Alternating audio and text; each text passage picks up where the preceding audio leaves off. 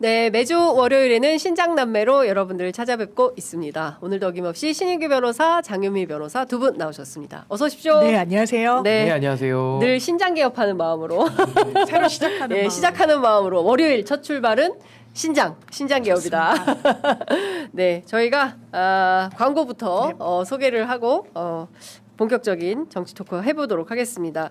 자, 첫 번째 소개해드릴 광고는 닥터 M 당N입니다. 저희가 매주 월요일에는 닥터 M 당N을 소개하는 것 같아요. 식사만 하시면 튀어오르는 혈당 때문에 걱정들 많이 하시는데요. 네이버 후기 2만여 건 평점 4.9점, 100% 내돈내산 찐 후기로 평점 4.9%를 받고 있는 닥터 M 당N을 여러분들께 추천드리겠습니다. 닥터 M 당N은 사용하는 물부터 차별화하였는데요. KCI 학술지에 효능실험 연구 논문이 등재돼 있고 뿐만 아니라 3만 건이 넘는 후기로 입소문을 타고 있는 닥터 M 원수 100% 베이스 위에 식후 혈당 상승 억제에 도움을 줄 수 있다고 알려진 바나바잎 추출물을 넣어서 시너지를 확 끌어올렸다고 합니다. 딱 5주만 닥터 M 당안을 드시면서 혈당 체크를 해보시기 바란다고 사장님께서 추천하셨어요. 5주간 혈당 건강 상태에 따라서 하루 2병 또는 3병 정도 꾸준히 마셨는데도 별다른 건강상의 변화가 없다면 전액 환불해 드린다고 합니다. 엄청난 자신감이다 이렇게 말씀드릴 수 있을 것 같고요.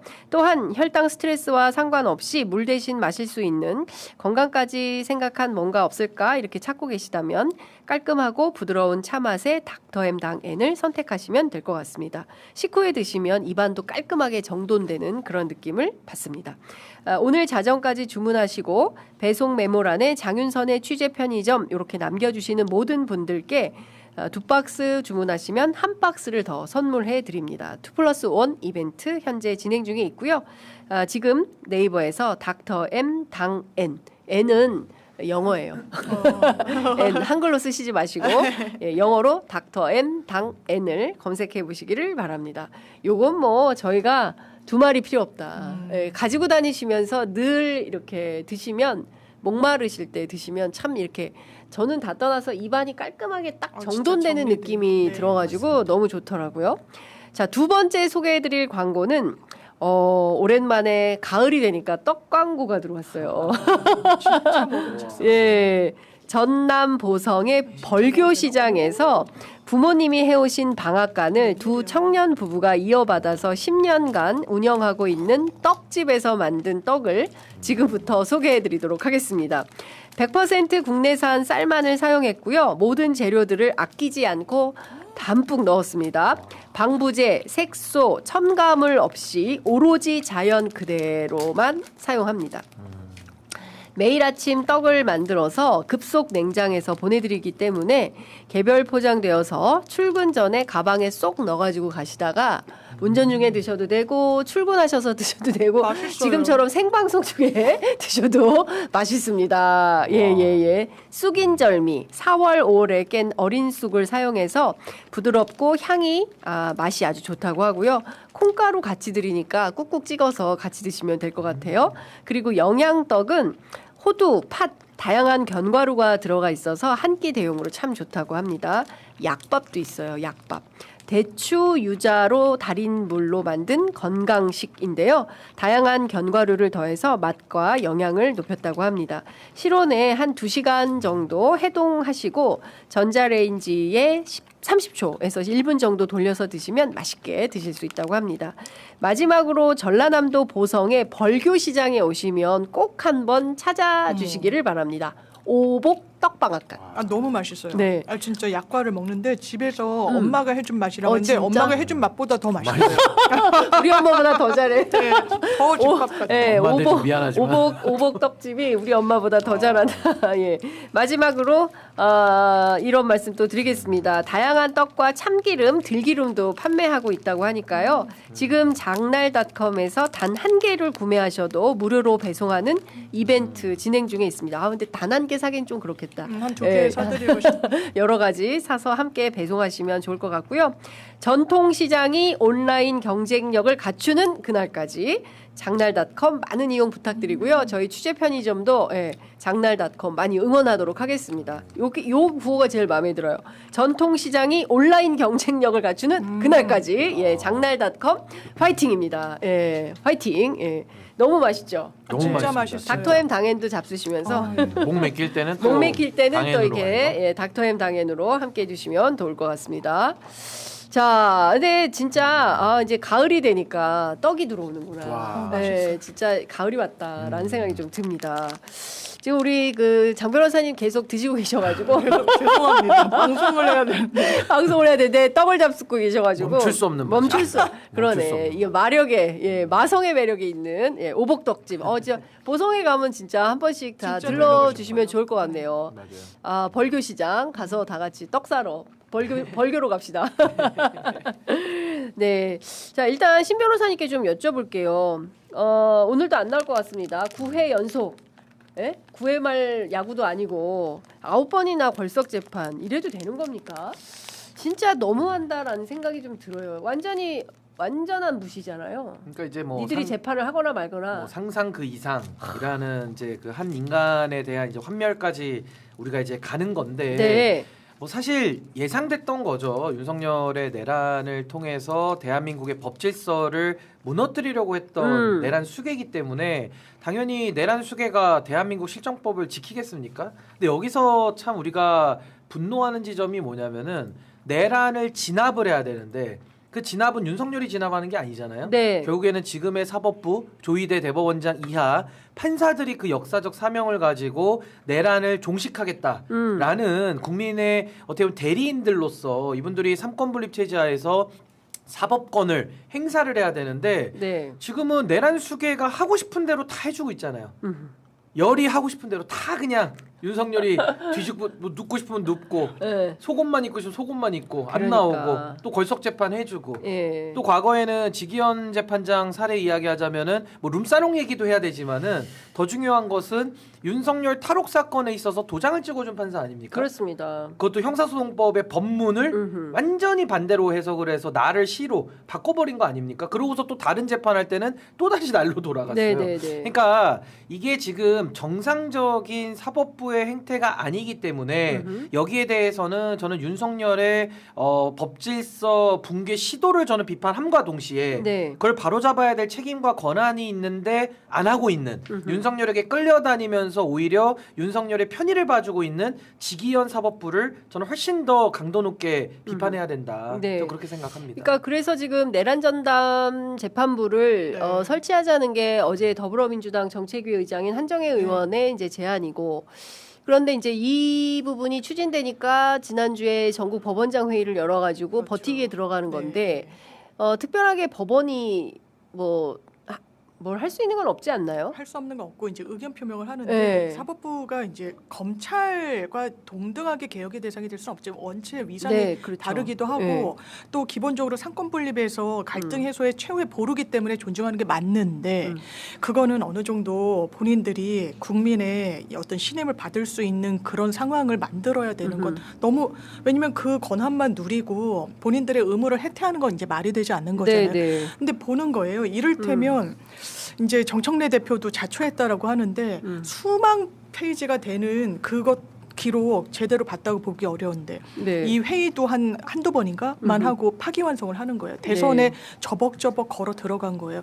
이거는 제가 진영을 떠나서 다른 변호사님들이랑 이야기를 나눠도 왜 그러지? 이거 왜 이렇게 대선에 관여를 하지? 네. 개입을 하지? 그러면서 어렵게 만든 겁니다. 거기에 대해서 네. 본인들 우리를 왜 사법부 독립 이것만 했을 때 국민들이 맞아 사법부 독립 그렇게 되지 않는 상황은 본인들이 만드는 거예요. 그러면 제도적으로 보완을 하자는 거에 있어서 원래 개혁의 대상은 본인들이 안 한다 못한다고 하지 하겠다고 하는 경우는 없습니다. 그런 부분과 관련해서 법원이 버틴다는 인상을 주는 거 사법부에 궁극적으로 좋을까요? 그 당시에 법원에서도 문제제기가 있었어요. 그렇게 의견 표명을 자제하는데도 그러니까 사법개혁 5가지 의제가 나왔잖아요. 그거 다 공감하는 겁니다. 이거는 정파의 문제도 아니에요. 이를테면 네. 대법관 증언 같은 것들. 이제 내란 전담 재판부라고 했을 때 위헌이기 때문에 논의조차 하지 못한다라는 기류가 있는데 그렇지 않습니다. 위헌이면 왜 3.15 부정선거 그리고 반민특위 그런 부분이 왜 이 특별재판부가 운영이 됐던 전례가 있겠어요. 해외에서는 왜 특별재판부라는 게 운영이 됐겠어요. 그러니까. 다만 이 부분 논의 과정에서 헤아려 볼 부분은 있죠. 아, 국회에서 추천하는 게 맞아? 그랬던 전례가 있나? 해외는 어땠지? 이런 부분은 논의할 수 있는 건데 아예 위헌. 내부 문건 보세요. 대법원에서 과거에 검토했을 때 세월호 전담재판부 위헌의 이응도 안 나왔습니다. 그러니까. 본인들이 더 잘 알 거예요. 예. 아니 근데 다 떠나서 지금 무슨 법원을 특별 법원을 설치하겠다는 게 아니라 중앙지법에 맞습니다. 1에서 30부까지 형사합의부가 있는데 형사부가 있는데 그 중에 31부를 하나 더 만들어서 내란 전담을 하자. 왜냐하면 지규현 판사가 세워라 내워라 재판을 하고 있기 때문에 이대로 그러니까 하세월로 미뤄둘 수는 없으니 좀 제대로 된 재판을 하기 위해서 좀 특별한 재판부를 설치해달라고 하는데 이 자체가 위헌이라면서 못하겠다고 버티고 있는 게 이제 지규현 조희대 대법원의 판단인 거잖아요. 그러니까 이거를 그냥 뭉개고 지나가자라는 건데 그럴 수는 없는 거 아닙니까? 국민들이 볼 때는. 그 우리 헌법 102조 3항에 보시면 대법원과 각급 법원의 조직은 법률로 정한다. 네. 이렇게 되어 있습니다. 네. 그러니까 그 조항에 따라서 지금 내란 특별재판부를 설치하겠다 이런 내용인데 사실은 사법부가 이 개혁의 대상이 된 데에는 자초한 면이 크죠. 그렇죠. 왜냐하면 조희대, 지기현으로 상징되는 이 두 명의 법관이 완전히 사법부의 위신을 떨어뜨려 버렸어요. 그러니까 그렇죠. 지금은 이 상황에서 우린 사법 독립이 있으니까 국민들은 조용히 하고 그냥 우리의 결정을 지켜만 봐라. 네. 이렇게 나올 수 없을 정도로 본인들의 과오가 매우 크다. 근데 과오가 클 뿐만 아니라 그 과오를 시정하라고 지금 국민들이 전략적 인내를 지금 한 6개월 넘게 해오고 있거든요. 근데 아무 변화도 안 일어나는 겁니다. 그럼 지금이라도 어떤 조치를 해야 되는데 저는 사실 이게 투 트랙으로 나눠서 가야 돼요. 그러니까 제가 볼 때는 탄핵은 신속하게 그리고 특파는 정교하게 이 두 가지로 해야 되는데 제가 이 말씀을 왜 드리냐면 조희대와 지기현 때문에 지금 이 논의가 직접적으로 촉발된 거 아닙니까? 네. 그렇다면 원천적으로는 우리 법 체계 하에서 이 두 법관에 대해서는 탄핵을 해야 됩니다. 아, 조희대 대법원장 조희대와 지기현은 두 사람은 탄핵 트랙으로 가야 된다. 왜? 직무상 중대한 헌법과 법률 위반이 있거든요. 근데 여기에 대해서 지금 지적을 안 한다는 게 전 좀 아쉽습니다. 왜냐하면 이게 지기현 케이스와 조희대 케이스가 좀 다르면서도 연관돼 있는데 이거를 갖다가 한 정당에서 어떻게 하기는 어렵고요. 제 생각에는 대법원장 정도를 탄핵한다고 하면은 국회의장이 나서야 됩니다. 국회가 나서서 지기현의 사례와 조희대의 사례를 면밀하게 조사를 해야죠. 그러고 나서 탄핵의 사유가 발생하면 전 바로 탄핵을 올려서 처리를 하는 것이 맞다. 근데 다만 특판이라고 하는 이 제도는 위헌에 대한 소지가 분명히 있기 때문에 정교하게 가야 된다. 그래서 이게 두 개로 좀 나눠서 저는 봐야 된다라는 생각이 들고요. 제가 봤을 때는 본질적인 내용은 그겁니다. 윤석열이 내란을 일으켰는데 내란이라고 하면은 우리 법치주의와 민주주의, 우리 헌법에 있어서 독극물 같은 거거든요. 그럼 윤석열이 독극물인데 윤석열이가 그 독극물의 한 방울을 사법부에 뿌려놓은 거예요. 그게 누구냐? 그게 조희대입니다. 조희대를 임명을 한 게 윤석열이에요. 그러니까 어떻게 보면 내란 인사로 봐도 우리는 무방한데 내란 수계의 윤석열에 대한 재판을 윤석열이 임명한 내란 인사 조희대가 하는 것이 맞느냐 이 근원적인 질문에서 우리는 출발을 해야 되는 것이고 또 하나는 지금 그 우리가 조희대 사례와 지기현 사례를 정리를 좀 해야 돼요. 그러니까 어떤 부분들이 문제가 돼서 지금은 탄핵소추와 내란재판부라는 이 두 가지가 동시에 필요한 것인지를 국민들께 좀 알려야 된다. 근데 이 부분이 저는 좀 빠져 있어가지고 국민들께서도 아 조희대 지기현 하면은 이상한 사람들인데라고만 있지 어떤 게 그러면 구체적으로 헌법과 법률에 위반이 돼서 날려야 된다. 내란 재판부가 들어와야 된다. 여기에 대한 설명이 좀 부족하거든요. 전 이 부분이 지금 매우 좀 중요하다. 여론에 있어서도 그런 생각이 듭니다. 근데 이제 그 뭐 조희대 대법원장은 지난 대선 과정에서 이재명 대통령 당시 후보의 그 선거법 위반 사건을 문제 삼아서 파기환송해서 아예 투표용지에서 지워버리려고 했던 그 행태에 대해서 국민들이 묵과하기 어렵다. 그래서 당시 사법개혁 얘기가 굉장히 들불처럼 크게 일었던 것이고 그 지규현 판사는 재판을 해태하는 것뿐만 아니라 본인이 갖고 있는 이 룸사롱 의혹에 대해서 이거를 왜 해결이 안 되는? 저는 납득하기가 어려요. 지금 근 6개월째 이거를 끌고 있는 건데 저는 이것도 의도가 있어 보인다라는 생각이 좀 들고 두 법조인이니까 제가 이것 좀 여쭤볼게요. 특별 법원과 네. 상설 일반 법원은 다른 것이다. 그러니까 내란 특별 재판부를 설치하는 것을 특별 법원 설치로 오해하고 그 여론을 보수 언론들이 확장시키는 것 같아요. 요거 하나 있고 또 하나는 어제 저는 그 한정혜 그 위원장이 한 설명 가운데 두 가지가 굉장히 의미 있었다고 생각하는데 첫 번째는 지금 형사합의 25부가 경제 사건, 그다음에 뭐 식품 관련된 사건, 맞아요. 뭐 이런 것들을 담당하는 재판부인데 원어브 댐으로 내란도 담당하고 있다. 그런데 이 내란이 식품 위생 문제, 그다음에 경제 민생 관련된 거. 그리고 원어브 댐으로 내란 이게 가능하냐? 내란은 맞습니다. 누군가가 전담해서 이 중차대한 대한민국을 완전히 거덜내려고 했던 이 내란의 이 엄중한 역사적 사건에 대해서는 내란 전담 재판부가 필요한 거 아니냐? 맞습니다. 근데 왜 사법부가 그걸 적극적으로 안 하냐? 이제 이런 문제 의식이 하나 있었던 것 같아요. 그리고 또 하나는 뭐 노동법원 만들 때 위헌십이 있었냐? 지금 소년부부 다 있지 않냐? 특허법원. 근데 이제 그 부분에 대해서 보수 언론은 어떤 얘기 하냐면 소년부나 특허법원 같은 경우는 일반성을 띠지만 맞아요. 특정 사건이나 특정 피고인의 재판에 입법부가 개입하는 것은 외부 기관이 개입하는 것은 편향성 논란에서 자유로울 수가 없고 위헌이다 이런 주장하거든요. 그러니까 이게 정파가 아니라 하나하나 좀 따져봐야 되는 거예요. 지금 말씀 주신 대로 가정법원이라고 있어요. 파산 회상법원이 따로, 회상법원이 따로 있습니다. 특허법원이 따로 있고요. 뭐 소년전담 재판부가 또 따로 있고요. 왜냐하면 그 사건의 특수성 때문에. 그렇죠. 이거는 카테고리를 한 거예요. 사람들의 가사 사건, 뭐 상속, 이혼, 뭐 이런 부분과 관련한 부분. 특허는 그러면 뭐 기술적인 부분과 관련해서 이제 노하우가 있어야 되는 거예요. 그렇죠. 그러니까 이게 전문성. 일반론적으로 아까 말씀 주셨다시피 법원의 어떤 각급 조직이나 이런 부분은 법률로 당연하지만 하는 거예요. 헌법에서 바로 튀어나올 수는 없잖아요. 그래서 전문성을 담보할 수 있도록 재편이 돼 있는데 이제 일각에서 얘기하는 건 이건 하나의 사건이지 않느냐. 사건을 위해서 재판부를 따로 만드는 거냐. 그러면 그렇다고 해서 이게 좀 다르죠. 이게 가정법원이 있으니까 전담 내란 법원도 있어도 돼라는 거에는 저도 이제 동의는 논리적으로는 정합성은 없는데 왜냐하면 개별 사건이니까. 그러니까 어떤 얘기를 하냐면 저희가 법원 배치표 같은 걸 인사가 나면 다 이제 확인을 해요.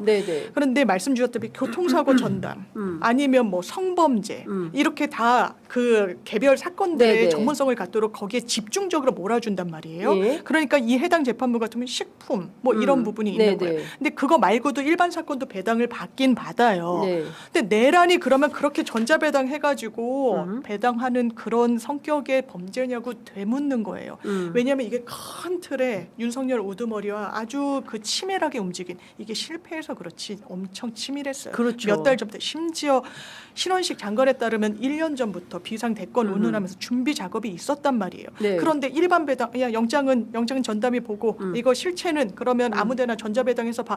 그러니까 어떤 일이 있냐? 큰 틀에서 법관이 한계적으로 구조적으로 볼 수가 없는 거예요. 그러니까 한덕수, 그래 뭐 인정도 하고 다른 맥락은 모르거든요. 알 수도 없고 그러니까 이거 뭐 반성하네. 증거인멸의 우려가 없네. 뭐 불구속 이렇게 되는 게 정의에 부합하지 않아요. 큰 틀에서 봐야 돼요. 그래야 퍼즐이 맞춰지고 판사가 이 사건의 실체에 대해서 접근이 가능한 거예요. 이게 위헌입니까? 이건 위헌이 아니에요. 그래서 논의하는 것 자체가 문제가 있다. 물론 거기서 아주 디테일한 부분들. 그럼 법관을 국회에서 추천해? 그것도 처음에는 이제 민주당과 조국혁신당 이제 국민의힘 배제였으니까 그런 건 문제의식 있을 수 있다고 저 생각해요. 이제 논의하면 돼요. 그걸 덜어낸다는 거 아닙니까? 그래서 이렇게 한 발짝 한 발짝 떼어가면서 하는 거예요. 왜냐하면 큰 틀에서는 그 지향성이 맞기 때문에. 그런데 굉장한 이 마타도가 있는 거라고 생각합니다. 신 변호사님은 어떻게 보세요? 그러니까 저는 뭐 법원의 조직에 대해서는 우리 법원 조직법에 다 이미 법원 7종도 다 규정돼 있어요. 우리 법원 조직법 3조에 다 나와 있어서 사실 뭐 내란 법원을 만들든 아니면 서울중앙지법 안에 내란을 전담하는 특별재판부를 만들든 이거는 뭐 크게 제가 봤을 때는 우리 법상의 체계에 문제될 일은 별로 없다. 근데 이제 문제는 뭐냐면 제가 위헌성을 줄여야 된다라는 부분에 있어서는 결국 윤석열의 사건을 우리가 지금 처리를 하면서 이 문제가 나온 배경이 뭐냐. 네. 그 배경은 딱 하나 아니겠습니까? 이게 내란이라는 게 어떤 특별한 어떤 법리 적용의 전문성을 요해서 특별법원 가자는 게 아니라 네. 결국에는 조희대의 사법농단, 그러니까 정치 개입, 그리고 지기현의 어떻게 보면 내란범과 내란범에게 특혜를 베풀어주는 그 재판, 이 행태 때문에 지금 문제가 된 거 아니겠습니까? 네, 그러니까 네. 결국에는 제가 말하고 싶은 거는 내란이라는 사건이 특수하다기보다 내란 수괴가 임명한 조희대의 영향권에서 지금 재판하는 이 특수성을 제거하는 게 지금 핵심이라고 저는 보거든요. 네. 그래서 저는 좀 강력한 내란 특별법을 만들기는 해야 되지만 결국 우리가 위헌성 시비, 그러니까 그로 인해서 오는, 그러니까 조희대의 영향권을 배제시키는 방법이 지금은 핵심이다. 그러니까 예를 들면 이거 어떻습니까? 내란 법원을 만들든 내란 특별재판부를 만들었는데 여전히 조희대 영향권에서 재판하면은 그 만드는 이유가 뭐가 있습니까? 그러니까요. 실효성이 없잖아요. 그러니까 지금 우리가 고민해야 될 부분은 사건의 특수성도 있지만 네. 조희대라고 하는 내란 인사의 사법부의 영향력을 도려내서 배제시키는 방법을 연구해야 되고 이것이 나중에 위헌성 시비가 걸리지 않도록 최대한의 안전장치들 좀 걸어놔야 된다. 진짜 복잡하다. 그러니까 네, 어렵죠. 그러니까 이게 어렵네. 제가 아까 네, 이 네. 내란에 대해서는 좀 정교함이 필요하다고 했던 거고 동시에 네. 제가 답답한 건 뭐냐면 지금 문제의 근원은 조희대 지기현이에요. 그렇죠. 이게 네. 핵심 아닙니까?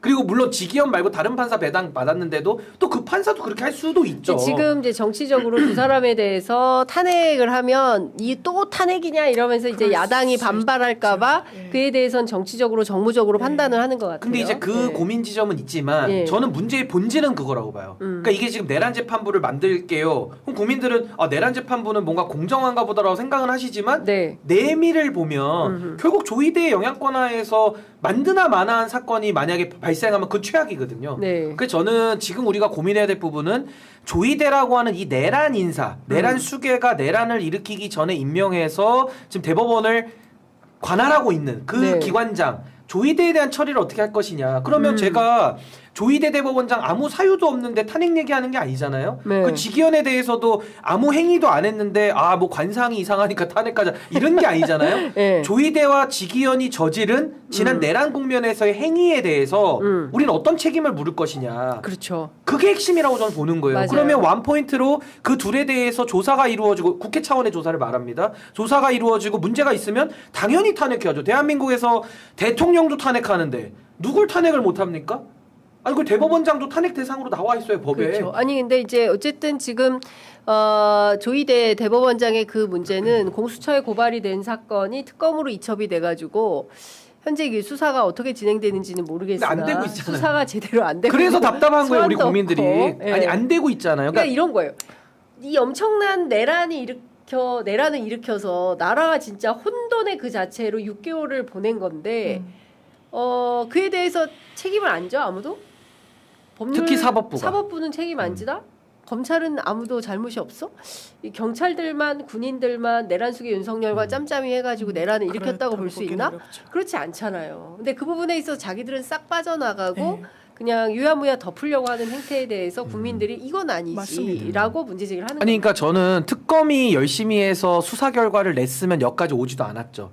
근데 수사 결과를 못 내고 있잖아요. 근데 거기에 대해서는 우리가 우려했던 바 아닙니까? 왜냐면 대법원장까지 수사를 하기가 워낙 범위도 넓고 올라가기가 이게 증거가 다 채집이 돼야 올라가는 거니까 쉬운 수사는 아니죠. 네. 그러면 저는 아니 우리가 그 책임을 묻는 방법이라는 게 정치적으로 탄핵으로 책임을 물을 수도 있고 네. 또 사법부로서 우리가 내란에 동조했다는 혐의로 조희대를 책임을 법률적으로 물을 수도 있거든요. 투 트랙이 다 있는 겁니다. 윤석열도 마찬가지죠. 탄핵으로도 책임을 물고 우리가 지금 형사법정에서도 세우고 있지 않습니까? 네. 그러니까 이 두 가지를 동시에 할 수 있고 해야 되는데 네. 그걸 안 하고서 지금 다른 방안들을 찾다 보니까 뭔가 나름의 어떤 교착에 빠진 거 아니냐. 문제의 근원은 내란 재판부가 따로 없어서 일 수도 있지만 네. 더 본질은 조희대가 장악하고 있는 사법부 그리고 지기현이 그 안에서 윤석열의 탈옥에 기여하고 또 본인의 룸사롱까지도 뭉개고 있는 이 사법부 그럼 그 뭉개는 네. 주체가 누굽니까? 그 조희대 아닙니까? 그러니까 그러니까요. 저는 그 본질로 좀 돌아갈 필요가 있지 않는가. 그리고 그 문제에 대해서 저는 아직도요 지기현이 그 나를 시로 바꾼 재판 있잖아요. 네네. 탈옥 사건. 저 아직도 의문이 많습니다. 왜 그렇게 했는지 여기에 대해서. 그러니까요. 근데 지금 방금 속보가 들어왔는데요. 내란 수계 윤석열 내란 재판 9회 연속 불출석. 제가 보기에는 한 번도 안 나올 것 같아요. 앞으로 안 이 나올 재판에 것 아예 안 같아요. 나오려고 하는 것 같습니다. 재판은 걸석 진행을 한다고 하고요. 그리고 지금 미국에서 계속 어제도 난리도 보니까 그 영상 뭐 준비된 영상 있으면 보여주시면 좋을 것 같은데요.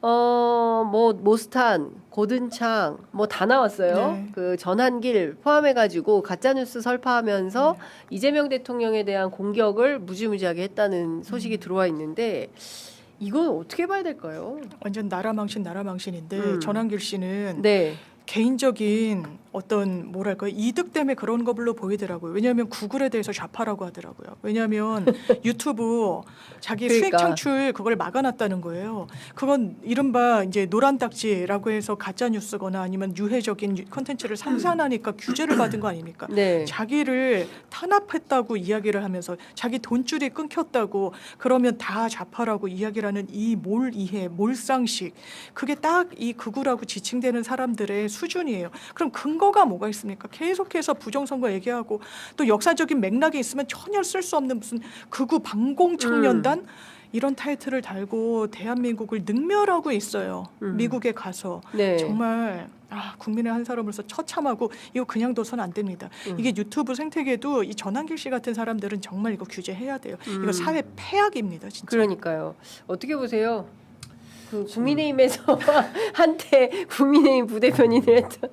그러니까 이제 뭐 네. 전환길 이야기가 계속 이 뉴스 지면에 올라오고 이게 국내에서만 소비돼도 참 부끄러운 일이고 반헌법적인 행태들이 차고도 넘치는데 네. 이제는 이게 미국까지 가다 보니까 이게 외교 문제까지 또 비화가 되고 있지 않습니까? 그러니까 여기에 대해서 이제는 참 국민의힘이 저는 갈 수 있는 끝까지, 그러니까 극한까지 간 거 아니냐. 그동안에도 뭐 전환기를 통하든 정광훈을 통하든 뭔가 또 뭐 미국에서 뭐 윤석열을 구하러 뭐 해군 항모가 온다 뭐 이런 식의 그러니까. 또 가짜 뉴스들을 통해서 혹세무민을 해왔는데 이제는 그게 안 통하고 뭔가 이렇게 본인들의 존재감이 없어지니까 이제는 미국까지 직접 전환기 씨가 넘어가서 할 수 있는 것과 다 해보는 거예요. 제가 볼 때는. 네. 그래서 저는 뭐 여기에 대한 제가 다른 해결책보다는 우리가 조금 더 이 상황을 냉정하게 바라보면서 전환길에 대한 이 극우라기보다는 반헌법, 반체제 세력이라는 표현이 더 적합한데 전 이제는 더 단호한 원칙과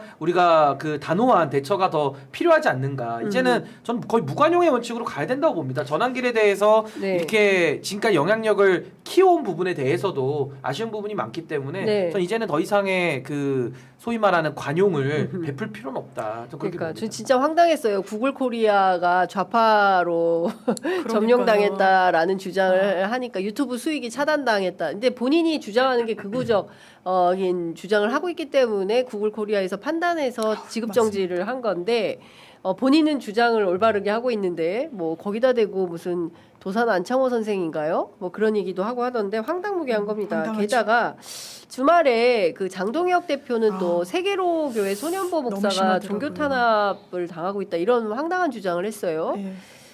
국민의힘 이거 어떻게 해야 됩니까 진짜? 그러니까 이걸 종교 탄압이라고 볼 수 알 수 있습니까? 없죠. 왜냐하면 예. 법원이 예. 제가 이제 댓글로 봤는데 예배 영상을 많이들 보시잖아요. 그래서 그거를 자기가 집에 내려왔는데 부모님이 켜넣어서 그 소년보 목사의 그 설교를 들었는데 진짜 너무 놀랐다는 거예요. 거의 악마화하고 저주를 붙들라는 거예요. 목사가? 퍼붓더라는 거예요. 이재명 후보에 대해서 와. 민주당에 대해서 예. 그리고 지금 공직선거법 위반에 교육감 선거에 관여했다는 거 이거 그렇습니다. 당연하지만 법적으로 허용되지 않습니다. 예. 왜냐하면 종교 지도자라고 하면요 굉장한 어떻게 보면 영적인 영향력을 행사하잖아요. 그런데 그럼요. 거기에 정치가 결합하면서 굉장히 악용될 수 있어요. 그러니까 헌법에 아예 정교 분리를 정해놓은 거고 법률적으로도 이 부분을 다 다스리도록 해놓은 건데 아마 눈에 선해요. 이 영장실질 받을 때 법원이 이 사람 그냥 풀어주면 도망가겠다라고까지 판단을 했다는 거예요. 그 심증을 굳혔다는 거예요. 그거는 왜냐하면 예. 도주 우려가 있었잖아요. 도주. 예, 증거인멸보다 더 도주 우려를 적시를 해놨다는 건데 어떤 태도로 임했을 걸로 추정되느냐. 내가 뭘 잘못했냐. 이거 다 맞는 말이고 이게 무슨 사전선거운동이냐. 이게 하나님의 뜻이고 이게 정치의 올바른 길이다. 이렇게 했을 거예요. 왜냐하면 자기 확신에 찬 완전 확신범이거든요. 그냥 풀어주면 사회에 굉장히 위해가 되니까 그래서 구속수감이 된 거예요. 그럼 부끄러운 줄 알아야죠. 사법 시스템 보수라면 존중해야 되는 거 아닙니까? 그러니까요. 사법부에 대해서. 저는 그게 제일 이해가 그런데 안 가. 법원이 지금 네. 사실상 돌려 말하면 정치질을 하고 있다는 거 아닙니까?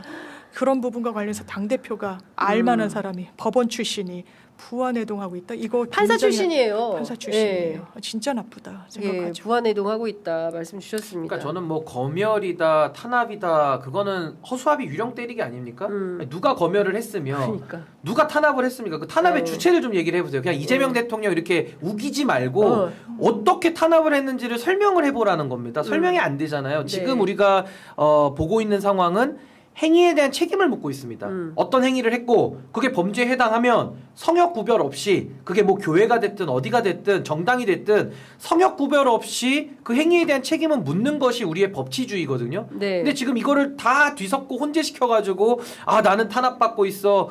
그럼 자신의 범죄까지도 성역화를 하고 있는 거예요. 그러니까 이런 식으로 가가지고는 정말 대한민국이라는 이 공동체를 유지할 수가 없기 때문에 저는 지금 이제 거의 극단의 지점에 우리가 와 있다. 여기서 손을 놓고 여기서 이제 관용을 가가지고는 반헌법 세력이 오히려 헌법을 뒤엎어버리는 이 내란 지점까지 왔는데 여기서도 타협하고 관용을 한다. 그래서 이재명 대통령께서 이번에 그 말씀을 하셨잖아요.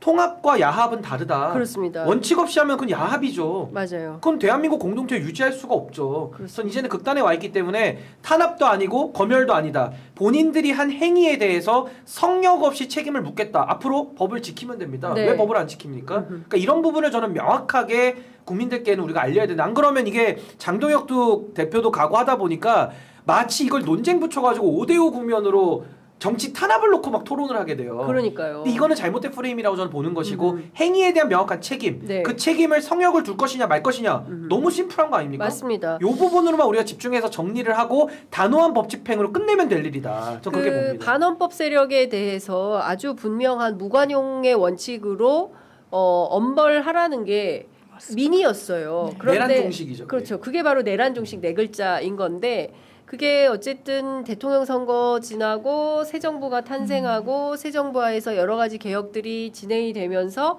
모든 것이 다시 원래대로 원위치로 정상화되는 국면에 있음에도 불구하고 또 다른 한편에서는 국민의힘이 내란 세력이 또아리를 들고 있는 국민의힘 내부가 정돈되지 못하는 거죠. 저는 맞습니다. 원흉이 거기 있다고 생각해요. 예. 그러니까 국민의힘이 내란 세력과 절연하고 정상의 범주로 돌아오면 문제가 없어요. 종식하는데 하등의 문제가 없는데 지금 제1야당인 국민의힘이 끊임없이 내란 세력과 결탁하면서 뭐 소년보 목사는 정치 무슨 종교 탄압이네 뭐 이런 방식으로 그 논점 이탈을 하는 거죠. 논점을 맞아요. 흐리기 때문에 계속 우리가 지난한 과정을 또 얘기하고 또 얘기하고 또 얘기하고 그러니까 식상해지는 거예요. 아니 그거랑 똑같아요. 네. 과거에 윤석열이도 영장 발부됐을 때 불법 영장이다 이래서 논쟁 붙였잖아요. 네. 그거 그냥 집행하면 될 일이거든요. 맞아요. 적법한 영장인데 네, 네. 그러면서 불법이니 아니니를 가지고 한 3달 끕니다. 그래서 국민들이 지쳐요. 맞아요. 해결되는 게 하나도 없잖아요. 그러니까 지금 이런 거랑 똑같기 때문에 지금 우리 국민들이 그런 상태인 것 같습니다. 그렇죠. 알고리즘은 똑같아요. 예. 매번 돌고 돕니다. 주인공만 바뀌고 내용만 바뀔 뿐이에요. 네. 그러니까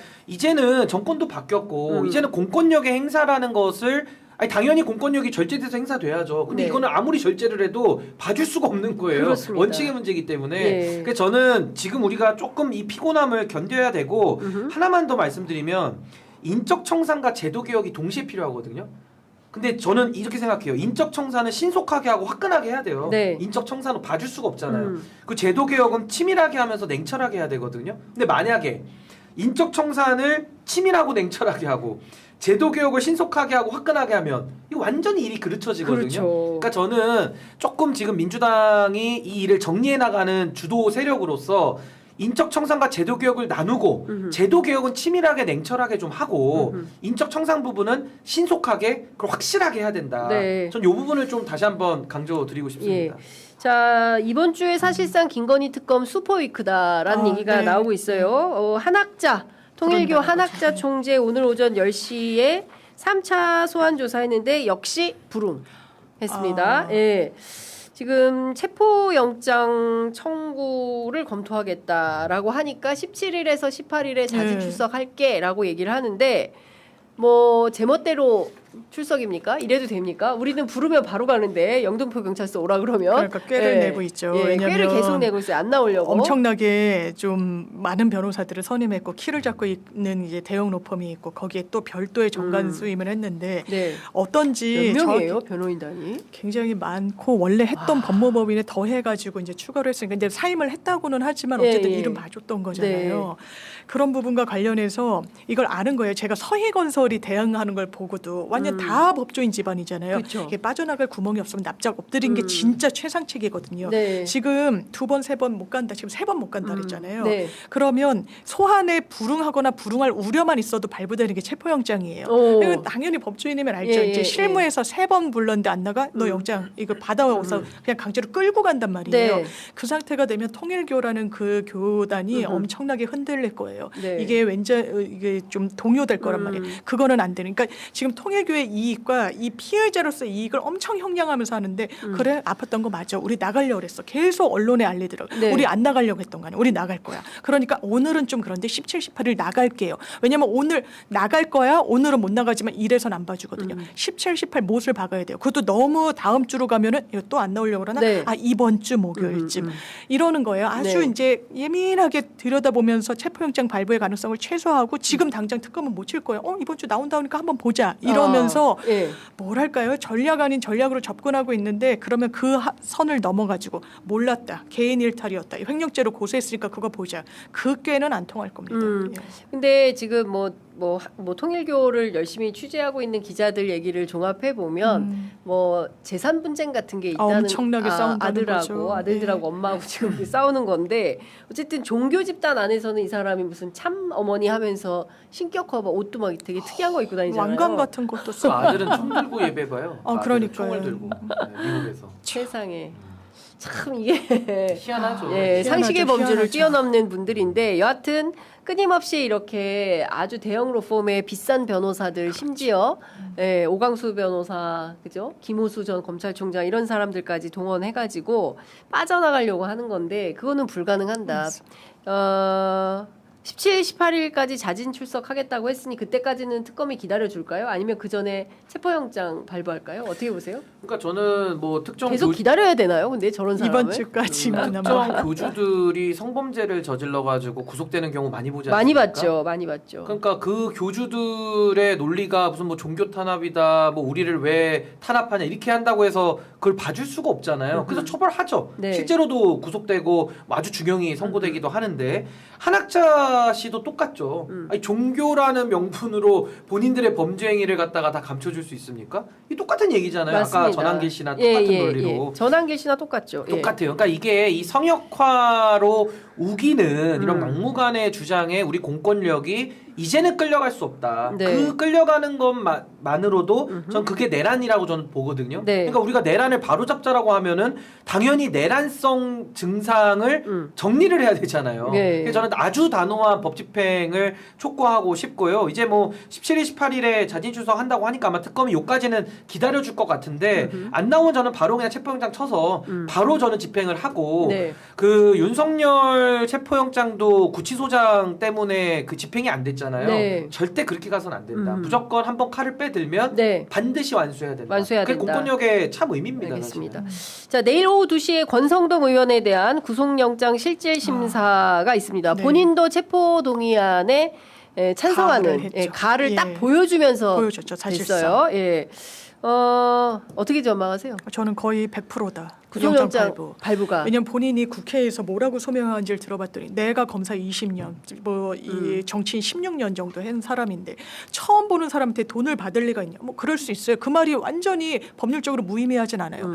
그러면 정말 내가 사진까지 찍어놨고 돈 주기 전에 배달서고 안 났다고 상부에 보고하려고 이렇게 적어놓기까지 하고 큰 거 한 장이라고 내 다이어리에 적어도 그 돈 안 갖다 줬을 가능성도 0이라고는 할 수 없죠. 그렇죠. 그런데 그 뒤에 그때 이 사람이 뭐라고 문자를 보냅니까? 아, 오늘은 약속했지만 작은 거 보내드렸지만 드렸지만 후보님을 위해서 요긴하게 써주세요라고 네. 문자를 해요. 거기에 대해서 권성동은 뭐라고 답을 해야 됩니까? 아니 돈 내가 무슨 돈을 받았다고 그러냐? 초면에 지금 뭐 하자는 거냐라는 네. 말 한마디 하지 않았어요. 네. 하지 않은 걸로 보이죠. 왜냐하면 거기에 대한 항변이 없으니까. 그것만 있나요? 아니요. 거기에 두 사람이 더 배석을 하고 있었습니다. 적십자사 회장이랑 네. 세계일보 부회장. 근데 그 사람들은 아 밥은 먹었지만 돈을 주고 이런 건 몰라. 네. 우리 못 봤어라고 네. 했습니다만 네. 윤영호 씨가 그 사람들한테도 문자를 보내놨다는 네. 거 아니에요? 돈을 받고 주고받는 걸 본 걸 전제로.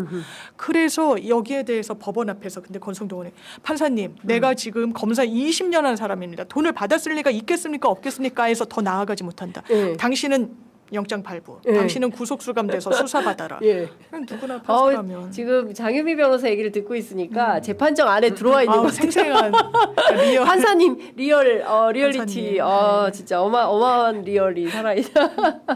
진짜 그럴 것 같아요. 예. 아니 검사 20년 하고 정치 16년 하는 게 뭐가 네. 중요합니까? 범죄의 사실이 중요한 맞습니다. 거지. 그렇지 않습니까? 어떻게 보세요? 그러니까 이제 사법부에 대한 불신이 참 높기 때문에 네. 너무나도 당연한 거를 우리가 참 이러다가 또 예상하면서도 기각되는 거 아니야? 그러니까 그런 불안감들이 야. 국민들께서 갖고 계신 거거든요. 네. 그러니까 그 자체가 전 참 비극적인 상황이라는 생각이 들고 권성동 의원에 대한 뭐 체포동의안이 이제 가결이 됐기 때문에 이제 법원에서 판단을 내일 내릴 텐데 저는 영장 발부를 안 할 도리가 없다고 봐요. 왜냐하면 여기서 지금 권성동 의원이 범한 범죄의 중대성, 뭐 정치자금법, 그리고 뇌물까지도 이게 열어놓고 수사가 필요한 사안일 뿐만 아니라 결국 정당 안에서 사고를 친 거기 때문에 민주주의에 대한 위협, 훼손 이런 부분까지 거기다가 또 윤영호 전 세계본부장 조사받고 나왔을 때 그 비서관을 통해 가지고 입맞추기를 시도했던 정황들이 그냥 물증으로 나와버렸잖아요. 네. 이런 상황에서도 만약에 영장을 기각하면서 뭐 방어권을 행사해야 되고 뭐 다툼의 여지가 있고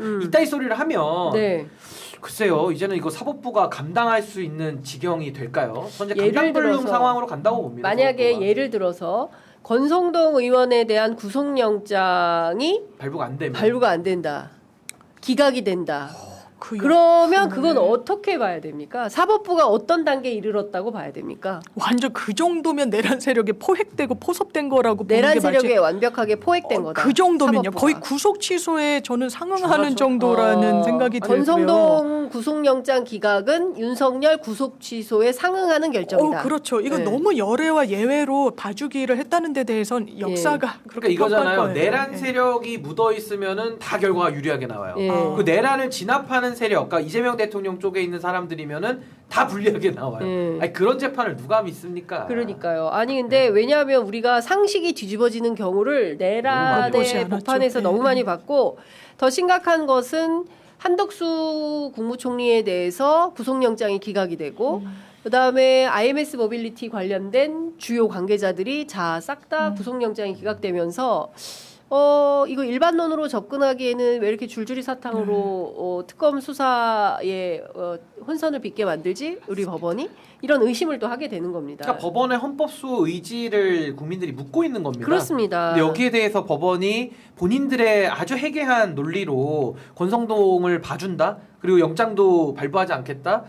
그러면 저는 이제 사법부가 더 이상 이제는 국민들의 어떻게 보면 위임에 따라서 사법권을 담당을 하고 있는 건데 이제 여기에 대해서 대대적인 수술이 불가피해지는 거 아니냐. 네. 저는 그렇게 봅니다.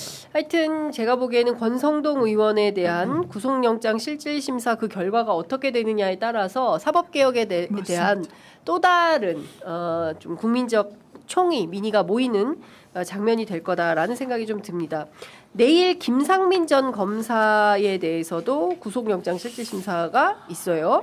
다 떠나서 1억 4천짜리 맞습니다. 이우환 화백 그림. 근데 이걸 관련해서 저는 재밌는 포인트가 한국일보 단독 보도인데요. 네.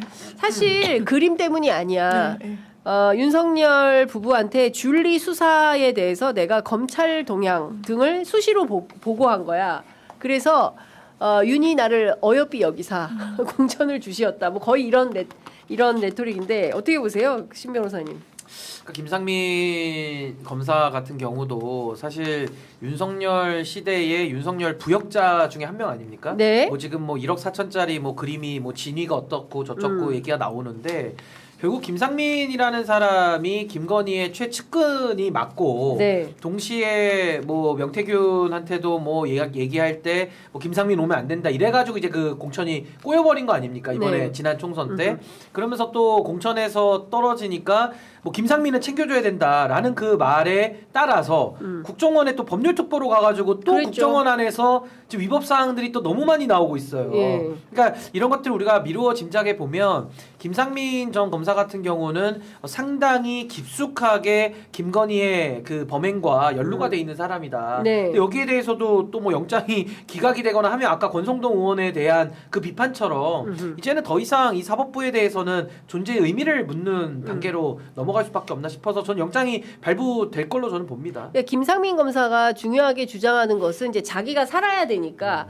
매관매직 아니다. 아니다. 뇌물 아니다. 네. 나 뇌물로 그림 갖다 준 게 아니고 내가 그 정말 그 부정 청탁한 바는 없어. 없어. 근데 다만 그냥 그 그림은 그냥 갖다 준 거예요? 예, 그 오빠가 이렇게 그냥 얘기를 하더라고요. 요청해서 그냥 그러니까 오빠가 사오라고 진짜. 했는데 왜 네. 자기가 대신 사다 줬느냐. 네. 거기에 대해서는 김건희 일가가 이호환 화백의 작품을 샀다라고 소문이 나면 네. 그 그림값이 엄청 뛸 거라서 그게 우려돼서 자기한테 부탁했다는데 네. 말이 됩니까? 그러니까요. 그 김진우 씨잖아요. 네. 김건희 씨 오빠 얼굴을 일반 사람들이 압니까? 맞아요. 자기가 그러면 살 때 아 내가 김건희 오빠인데 이거 일을 어쩌나 이거 가격이 오르는데 뭐 이런다는 말입니까? 그냥 사면 되잖아요. 자기가 진짜 나 살 김건희 거면. 오빠 이렇게 쓰고 다니면서 그림 사러 그러니까요. 다닌다는 거예요? 그렇게 믿기 어려워요. 자기가 산 상당한 거죠. 주장을. 이거는 검사인데 뭐 확증 평양을 갖고 자기도 수사해 본 사람인데 네. 수사하지 말라고요. 수사 그렇게 했습니까? 현직에 있을 때 진짜 부끄러운 줄 알아야죠. 네, 그러니까 지금 보면 권성동 의원의 작태나 김상민 전 검사의 똑같아요. 작태나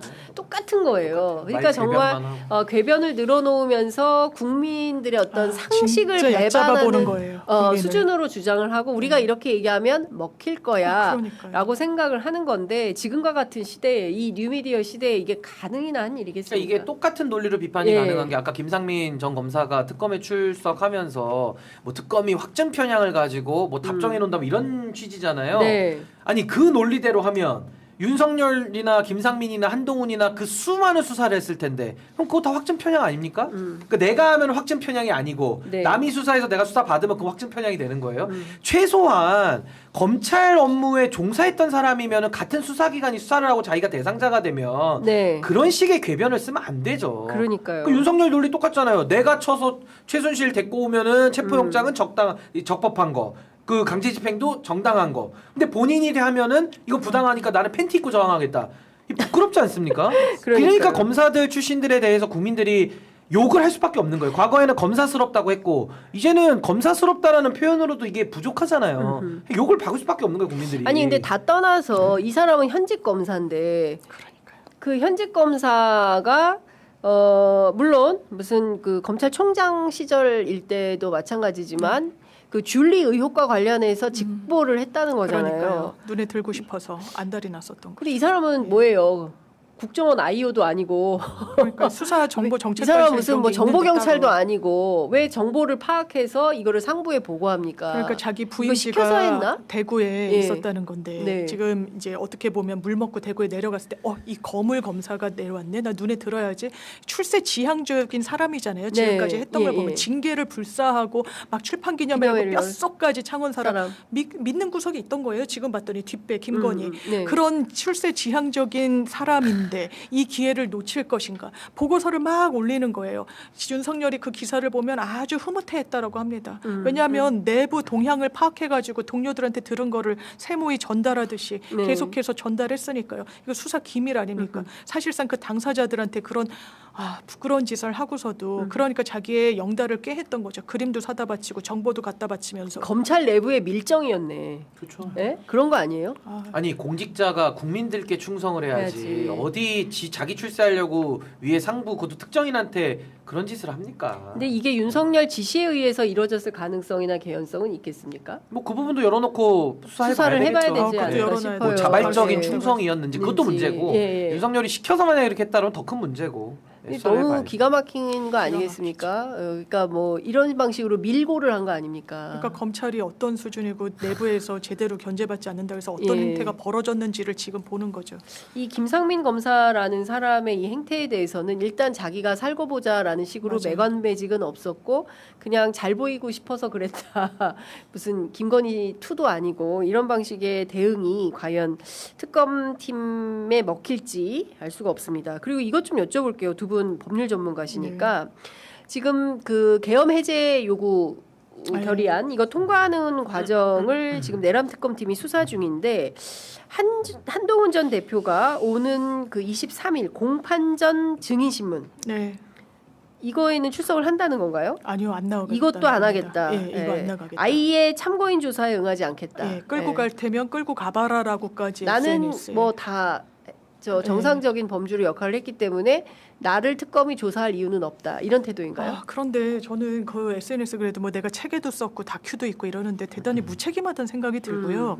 기본적으로 참고인은 강제로 못 불러내요. 당연하지만 참고하기 위해서 부르는 사람이니까. 네. 근데 수사 과정에서 그래서 법이 엄청 엄격하게 법원의 허가를 한번 받아서 하는 게 공판전 증인 신문인데 네. 그냥 참고인은 안 되고요. 어떻게 법문에 나와 있냐면 범죄 수사에 없어서는 안 될 사실을 안다고 명백히 인정되는 자. 왜냐하면 명백히 지금 인정되는데 맞는 것 같은데. 그렇죠. 예. 추경호 원내대표가 막 3번을 바꾸고 예, 그랬어요. 그때 그렇죠. 당대표로서 어떻게 보면 법률적으로 정치적으로 올바른 선택을 했는데 교란이 밑에서 일어났어요. 소통 안 했겠습니까? 그 상황을 어떻게 되는지 알아보지 않았겠습니까? 당연히 알아봤겠죠. 그 상황에 대해서 국민 앞에 그리고 특검 앞에 이야기할 의무가 있는 거예요. 그 정치적 자산으로 삼고 있잖아요. 지금도 내가 그 당시에 계엄엔 반대했다. 합리적 보수의 깃발을 내가 들겠다. 네. 그 정치적 이득은 취하고 그러면 거기에 따르는 어떤 법적 의무는 간과하겠다는 건가요? 대단히 꾀돌이 같다. 그러면서 느닷없이 김어준 씨 얘기를 하고 뭐 그러니까요. 김민석 총리 얘기를 하고 아니 그게 무슨 상관입니까? 김어준 유튜버를 조사해라 이런 주장을 했어요. 예. 자기가 나가면 되지. 뭐 적반하장 수사하라 아닙니까? 어떻게 생각하세요? 이제 신동엽 뭐 한동훈 전 대표 입장에서는 지금 본인의 처지가 굉장히 곤궁하기 때문에 뭐 김민석 총리, 뭐 김어준 씨 이름을 내 걸어서라도 본인의 좀 체급을 올리려고 하는 네. 또 그런 모습으로 보이고요. 또 하나는 이게 약간 그 특수부 검찰의 그 때를 아직도 벗지 못했다. 이게 전형적인 네.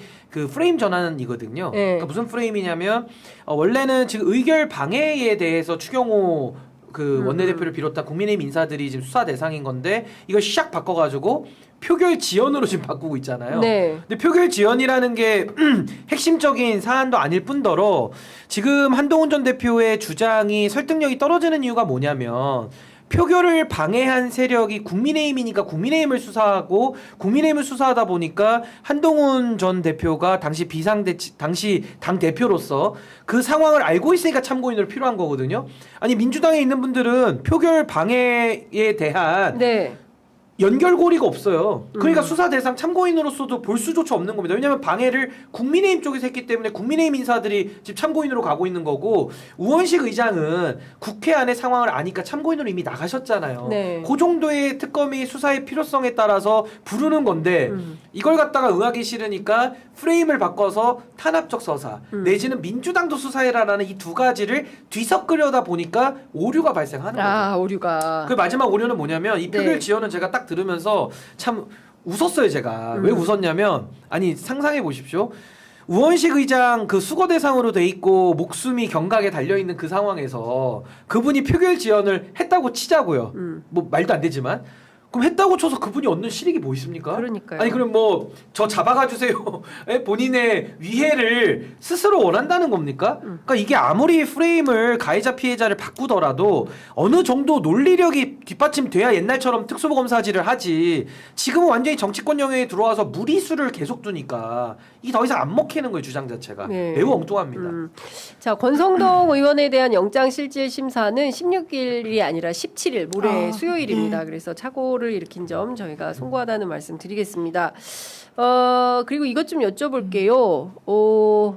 고회에 앞서서 요 얘기 잠깐 할게요. 방금 전에 속보가 들어와 있는데 조국혁신당의 조국 비대위원장이 오늘 열린 첫 번째 회의에 참석해서 정치는 책임이고 제가 책임지고 피해자의 상처 치유와 온전한 보상, 재발 방지 제도 등을 개선하겠다라는 입장을 밝혔습니다. 다시 한번 피해자분들께 깊이 사과하고 법률적 절차와 판단에 치중해서 마음을 읽지 못했다는 비판을 겸허히 받아들인다 등의 입장을 밝혔습니다. 어떻게 보십니까, 이 사건은? 그러니까 제가 이제 그 김보엽 전 대변인이 이제 올린 글도 보고 이제 자기 항변을 하기 시작했는데 기본적으로 조국혁 신당이 많은 부분을 실기하고 놓치고 제대로 처리하지 못했다는 점에서는 이론의 여지가 없는 것 같아요. 이제 법적인 항변은 항변대로 이루어지는 거고 정치 영역에서 이걸 풀 때는 정말 신중해야 되는 게 이제 피해자 중심주의로 접근해야 된다는 그 대원칙인 거죠. 그게 지켜지지 않고 어떻게 보면 다른 대안이 없기 때문에 조국 전 대표가 다시금 이제 대표직으로 어떻게 보면 복귀를 한 상황인데 이게 두고두고 조국혁 신당에게 어렵게 될 겁니다. 그나마 그 어려움을 최소화하기 위해서는 지금이라도 잘해야 돼요. 이런 부분과 관련해서 이른바 2차 가해 논란에 당이 또 휩싸이는 일이 없도록 잘 이게 좀 매듭을 지어야 되는 숙제. 이게 쉽지는 않을 겁니다만 그 숙제가 놓였다. 그걸 통해서 조국이라는 정치인을 어떻게 국민들이 평가하실지가 남아있다 이렇게 생각합니다. 네, 박인철님께서 바로 잡아주셨어요. 권성동 16일 맞는데 김상진이 17일, 김상민 검사. 김상민 검사가 권성동은 17일입니다. 너무 권성동은 뭐가 내일 많아서 맞습니다. 너무 헷갈려. 뭐가 많아서 죄송합니다. 자, 그리고 조국혁 신당 얘기 잠깐 듣고 11시네요. 빠르게. 예. 아니 뭐 저는 조국 대표, 그러니까 지금 위원장이죠. 조국 위원장이 이제 비상대책위원장으로 이제 취임을 하면서 첫 최고위가 이제 열린 건데, 네. 저는 뭐 그 동안에 있었던 많은 일들 여기서 다 얘기하기보다는 핵심만 말씀드리면, 조국이라는 정치인이 정치적인 능력을 보여주면 알아서 국민들이 지지합니다.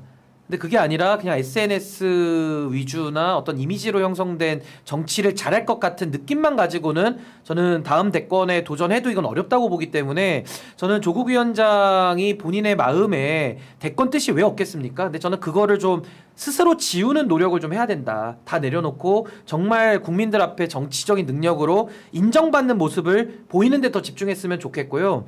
하나만 더 추가로 말씀드리면, 민심의 바다로 좀 들어갔으면 좋겠어요. 그러니까 2030에 당연히 극우화된 세력이 일부 있죠. 그거는 2030 세대에만 있는 게 아니라 40, 50, 60, 70, 80 다 있어요. 어느 세대나. 그러니까 그걸 가지고 워딩을 내면 2030에서 조국 위원장을 반대하는 쪽에서는 뭐야, 우리를 극우로 모는 거야? 이렇게 오해를 하거든요. 그러니까 그러지 말고 그냥 본인을 반대하는 사람들을 더 많이 만났으면 좋겠어요. 그러니까 본인을 좋아하고 팬클럽으로 지지해주는 그런 분들만 만나가지고 잘하고 있다 이 얘기만 들어가지고는 더 이상 저는 확장은 어렵다고 보고, 네. 본인을 반대하는 쪽, 특히 2030 세대가 취약하니까 전 그쪽에 대해서도 좀 열어놓고 만나서 민심을 있는 그대로 좀 듣는 그런 노력이 좀 필요하지 않을까, 네. 그런 생각이 듭니다. 자, 끝으로 지금 검찰청 폐지 25일 날 확실히 결정이 되는 것 같습니다. 25일 날 정부조직법이 통과가 네. 되면 검찰청은 이제 문을 닫게 되는 건데요. 2달 정도 남았는데 70명 정도 되는 검사들이 사표를 냈다. 이것은 그렇다고 이미 뭐 하더라고요. 예상했던 예, 수순이다. 뭐 로펌이나 대형 로펌이나 이런 데로 이제 옮겨가는 건데, 뭐 이게 그렇게 크게 타격이 될까요? 아니요, 이게 뉴스도 아니에요. 이미 뉴스도 구몬이고요. 아니다. 탈출 러시라는 건 기사를 제가 처음 본 건 젊은 몇 년 전이에요. 검사들. 왜냐하면 그 조직이 더 이상 자부심을 심어주지 못해요. 네. 과거에는 자부심이 있었죠. 내가 검찰이다, 대한민국에서 이 최고의 수사기관이다라고 했는데 그걸 망친 건 본인들이에요. 본인들이 국민 신뢰를 완전 잃어버린 상황으로 끌어왔어요. 그러니까 특히 저연차, 그래도 어느 정도 부장 이상으로 하면은 나갈지 말지를 이제 고민을 하는 건데, 저연차는 나갈 거면 빨리 나가자. 그래서 실무를 익히자. 이런 부분으로 돼서 이거는 아마 조직 개편을 앞두고 더 그 수가 늘어났다고 보는 게 맞겠죠. 그렇지만 그 흐름은 지금까지 왔었다. 그리고 재편됐을 때 수사관으로 가서 내가 창피해서 쪽팔려서 못하겠다. 그러면 수사하지 말아야죠. 검사라는 타이틀로 공직에 임했었다면 그 자리는 내려놓는 게 맞죠. 정말 국민 앞에 겸허한 이제 조직으로 거듭나야 된다. 그러니까 저는 뭐 검사들의 탈출 러시 이런 얘기를 들으면 당연히 검사들에 대한 비판도 따를 수밖에 없고, 동시에 국가 전체적으로 본다면은 이런 여러 가지 수사의 역량이나 이런 자원들을 다시 또 길러내야 되는 이제 이런 반복되는 또 책임이 생기는 거라서 좀 걱정이 되는 면은 있습니다. 근데 이게 결국에는 검찰에 대한 비판, 비난 여기서 이제 우리가 풀어나가야 되는 부분이 있는 것이고 앞으로 검찰 개혁을 성공시키기 위해서는 대통령께서 기자회견에서 말씀하신 대로 조금 그 국민들의 불편이 없는 그러니까 형사사법 서비스를 이용하는 수요자인 국민의 입장에서 한 번 더 돌아볼 필요가 있는 거고 지금까지 검찰권 남용을 통해서 피의자를 억울한 사람 피의자 만드는 부분이 있었는데 동시에 진짜 범죄자를 못 잡아도 문제거든요. 그렇죠. 그러니까 이 두 가지를 좀 동등한 위치에서 놓고 고려한다면 전 아까 우리 장미 변호사 말씀하신 그 수사의 자부심, 그 최고 수사기관으로서의 자부심이 땅에 떨어졌다라는 이 부분도 네. 조금 저는 개혁을 차분하게 나가면 예. 그런 부분도 좀 복구될 수 있지 않을까 네. 그런 생각이 듭니다. 각각 30초씩만 이거 여쭤볼게요. 지난 주말에 대통령께서 강원도 타운홀 미팅했는데 그 김진태 강원지사에게 발언권 주지 않고 오늘은 좀 도민들 얘기를 듣는 자리니까 나중에 하시죠라고 했던 것과 관련해서 국민의힘이 관건 선거라고 주장을 하고 있습니다. 어떻게 보세요? 말도 되지 않네요. 본인들이 어떻게 하고 돌아다녔습니까? 선거 앞두고요. 네, 윤석열. 예. 그때 뭐라 그랬어요? 예산 관건 퍼주기. 선거라고 했습니까? 네. 그때 예산을 돌아다니면서 막 근데 현안을 점검하는 거 갖고 정파적으로 접근하면 안 돼요. 이거 미국 문제도 마찬가지네. 협상력을 높여줘야 되는데 막 떨어뜨리고 있거든요. 그렇죠. 국민들이 모를 것 같아요. 전혀 그렇지 않습니다. 국민들이 보고 계시다는 점 난 말씀드리고 싶습니다. 네. 그러니까 저는 국민의힘은 네 자신을 알아라 그 말로 되돌려 받을 것 같고 그리고 김진태 지사는 그날은 대통령과 도민들의 대화 장소에 그러니까요. 배석을 한 거니까 좀 낄낄빠빠 그러니까 눈치를 좀 챙겼어야 되는데 그게 좀 부족했던 것 같고 낄낄빠빠. 그리고 이제 네. 관건 선거 얘기는 아직 선거 시즌도 아닌데 네. 뭐 벌써부터 선거에 무슨 중독된 사람들처럼 모든 걸 선거로만 보면요 그러니까. 그냥 숨 쉬는 게 다 선거인 거예요. 그러니까 그런 식으로 가서는 곤란하다. 네. 비판할 때 비판해야 좀 수긍이 될 거다 이렇게 봅니다. 네, 낄낄빠빠. 너무 와닿는 낄 때 얘기였습니다. 끼고 빠질 때 빠지는 그렇습니다. 뜻이죠. 그리고 지난번에 강릉에 우리 그 가뭄 피해 때문에 강릉시장하고 함께했을 때 토크 지분이 상당했던 걸로 알고 아유, 있습니다. 그러니까요. 김진태 지사가. 네. 근데 그 대목에서도 또 인기가 좋으니까 한번 껴보려고 하다가 결국에는 이제 철퇴를 맞게 된 건데 심각한 것은 삼척인가요? 예. 도서관이 하나도 없다. 그러니까요. 저는 깜짝 놀랐습니다. 진짜 공공도서관이 없고 순창에는요 산부인과도 없고 아, 소아과도 없어요. 네. 그러니까 저희가 이 중앙 집중화되어 있는 이 지역 소멸의 이슈도 다뤄야 되는데 참 이거 어렵습니다. 여하튼 여러 가지 현안들에 대해서 오늘도 진지하게 다뤄봤습니다. 두 분 말씀 너무 잘 들었고요. 네. 다음 주도 또 뵙겠습니다. 고맙습니다. 고맙습니다. 네, 아유, 감사합니다. 많은 두 분 네. 감사해요. 감사합니다.